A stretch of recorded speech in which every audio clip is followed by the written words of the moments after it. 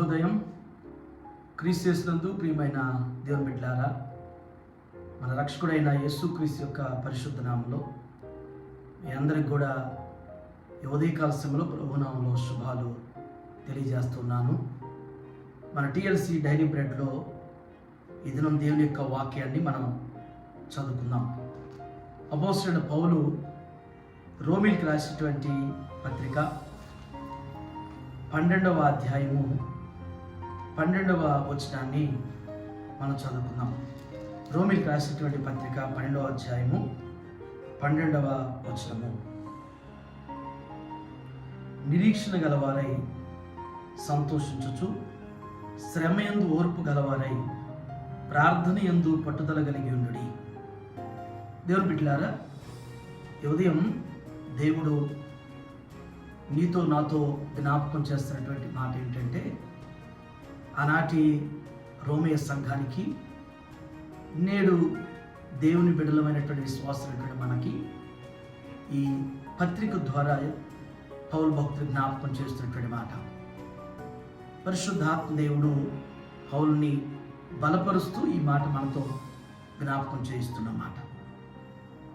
ఈ వచనంలో మీరు గమనించినట్లయితే రెండు విషయాల్ని జ్ఞాపకం చేయబడుతున్నాయి. ఒకటి, శ్రమయందు ఓర్పు గలవారై.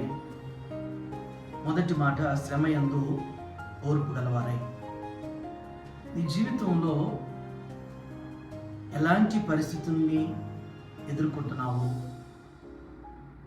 ఎలాంటి స్థితిలో నీవు ఉన్నావో, కానీ ఉన్నటువంటి పరిస్థితులను బట్టి, స్థితులను బట్టి, ఎదుర్కొన్నటువంటి మరి సమస్యల్లో, కష్టాల్లో, ఇబ్బందుల్లో దేవుడు జ్ఞాపకం చేస్తున్న మాట ఏంటంటే, ఓర్చుకోమంటున్నాడు. ఓర్పు అవసరం, తొందరపడొద్దు. ఎందుకంటే ప్రతిదీ కూడా జీవితంలో ఏది కూడా ఈ సృష్టిలో పగలు రాత్రి ఎలాగా, ఎండలు వర్షము ఎలా ఉంటాయో ఏది కూడా పర్మనెంట్గా ఉండిపోదు. జీవితంలో శ్రమలు కానీ, ఇబ్బందులు కానీ, కష్టాలు కానీ, నష్టాలు కానీ అవి కలకాలం నీతో ఉండవు. ఈ పరిస్థితి వచ్చినప్పుడు కొంచెం ఓర్చుకోవటానికి, ఓపిక పడటానికి ప్రయత్నం చేయాలి. తొందరపడవద్దు. అవి ఎలాంటివైనా కుటుంబ పరిస్థితులు కావచ్చు, ఆర్థిక పరిస్థితులు కావచ్చు, అనారోగ్య పరిస్థితులు కావచ్చు, అవి ఎలాంటివైనప్పటికి కూడా మొదటిగా ఓర్పు అనేటువంటిది, ఓర్చుకోవటం అనేటువంటిది అలవర్చుకున్నప్పుడు దేవుడు ఖచ్చితంగా వాటన్నిటి నుంచి కూడా పరిష్కారం దేవుడికి అనుగ్రహిస్తాడు. రెండవ విషయం ఏంటంటే, ప్రార్థన యందు పట్టుదల కలిగి ఉండడి అంటున్నాడు. ప్రార్థించడం అనేటువంటిది అది ఎంతో విశ్వాసకు అవసరం. ప్రార్థన పరిస్థితులు మారుస్తుంది.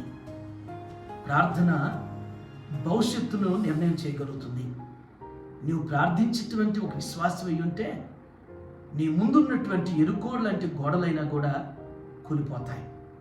ప్రార్థన ద్వారా నీ జీవితంలో కావచ్చు, నీ కుటుంబంలో కావచ్చు, నువ్వు పనిచేసేటువంటి వ్యవస్థలో కావచ్చు, ఎలాంటి క్లిష్టమైనటువంటి పరిస్థితులు ఉన్నా కానీ అవన్నీ కూడా నీ ప్రార్థన ద్వారానే పరిష్కారం జరుగుతాయి. కాబట్టి దేవుని బిడ్డలారా, ఈ ఉదయకాల సమయంలో దేవుడు నీతో నాతో ఈ మాట జ్ఞాపకం చేసినట్లుగానే ఈ పరిస్థితుల్లో, ఈ శ్రమంలో, ఇబ్బందుల్లో ఓర్చుకోవటానికి నేర్చుకుందాం. రెండవది, ప్రార్థనలో పట్టుదల కలిగినటువంటి వారుగా ఉందాం. మరి దేవుడు ఈ దినమంతట్లో కూడా మన జీవితంలో ఈ మాట ద్వారా స్థిరపరిచి ఓర్పు కలిగినటువంటి వారుగా, ప్రార్థనలో పట్టుదల కలిగినటువంటి వారుగా పరిశుద్ధాత్మ దేవుడు నిన్ను, నన్ను, మనందరినీ కూడా బలపరుస్తూ నడిపించునుగాక. ఆమేన్. ప్రార్థన చేసుకుందాం. పరిశుద్ధుడా, మీకు వందనాలు ప్రభు. ఈ ఉదయం మా జీవితానికి అనుగ్రహించిన మరొక నూతనమైనటువంటి దినాన్ని బట్టి మీకు వందనాలు చెల్లిస్తున్నాం. ఈ దినం ప్రభువా, మరి మీ వాక్యం చేత మమ్మల్ని హెచ్చరించారు.